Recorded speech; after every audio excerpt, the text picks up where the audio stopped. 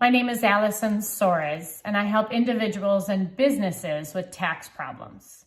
IRS audits can be a scary thing for some business owners.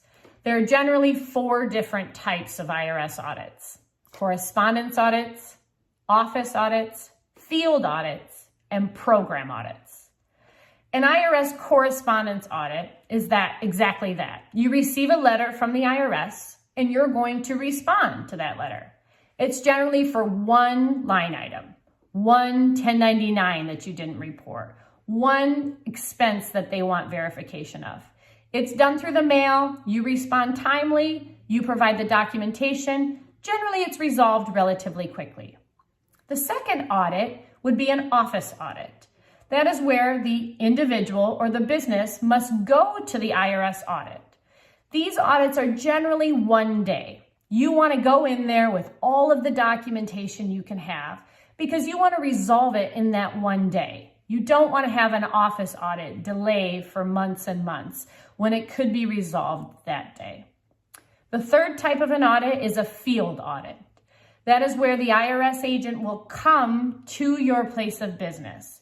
They want to see the books and records and what happens at the business. These audits generally take a much longer time. It's a really detailed process. Most of the time it starts off with a 1 year, but very easily with field audits, it can expand to a 2 or 3 year audit. The fourth type of an audit is called a program audit, and it is the audit that you do not want. The IRS has to go back and have some sort of threshold and determination to see what line items, what expenses taxpayers are reporting. Are they overstating certain items or understating? A program audit is set up to audit every single line item on the tax return. This is so detailed.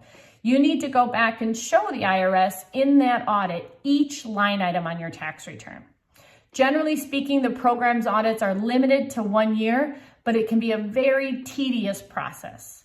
So when you receive your IRS audit notice, it's important to understand which type of audit you've received.